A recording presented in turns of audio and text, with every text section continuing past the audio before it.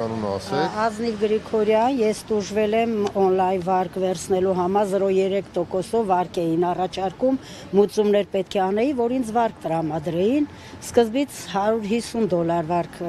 մուծում ասեցին, հետո $800, հետո 1000, 1200, մի խոսքով $5000 ես մուծումներ արեցի, բայց այդ վարկը տենց էլ ոչ տրամադրվեց, ոչ էլ տեղ հասավ,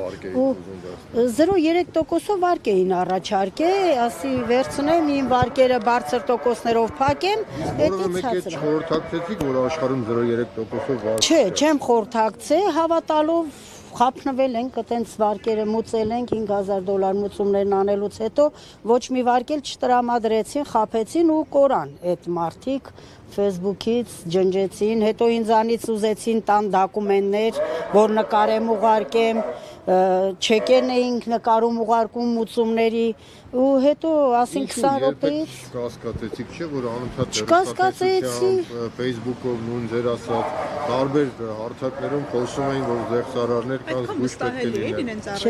Դե ինձ վստահելի ձևով էին առաջարկել, որ ես որ վարկը տրամադրելու համար ֆինանսական այդ բաները, ասենք մուծումներն արեցինք թղթեր ուղարկեցին մեզ, որ այս թղթերը ստորագրեք, հետ ուղարկեք, որ պետական մուծումներն է, պիտի արվի, ձեզ ապահովագրելու համար, թղթերը ինձ տրվել են, այդ թղթերը մոտս կա, որ նկարել են։ Արձերն են ձեզ տվել, թե՞ չէ,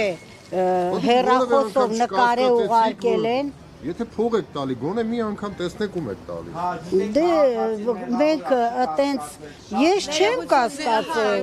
Ոնց կասկածեի, եթե վստահ ձևով էին ասում։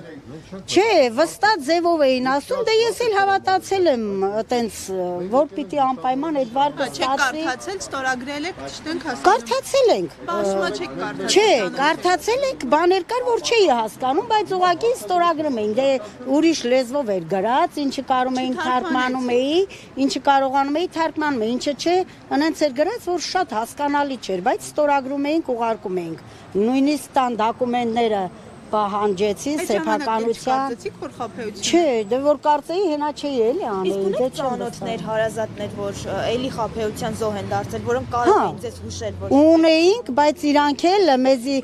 մի հատ աղջիկ կար Կիրովականից, ասեց ես վերցրել եմ հաստատ այդի $20000 ստացել եմ, տուն եմ առել կամպանիայից, որին դիմել եք, այդ նույն ընկերությունը, այդ նույն մարդը։ Երևի իրանցից էր էլի, որ մեզ խաբեց, հետո կանչեցին, մենք ոստիկանություն էլ դիմեցինք, ԱԱՑ էլ դիմեցինք, ԱԱՑ-ն մեզ մի տարի տարավ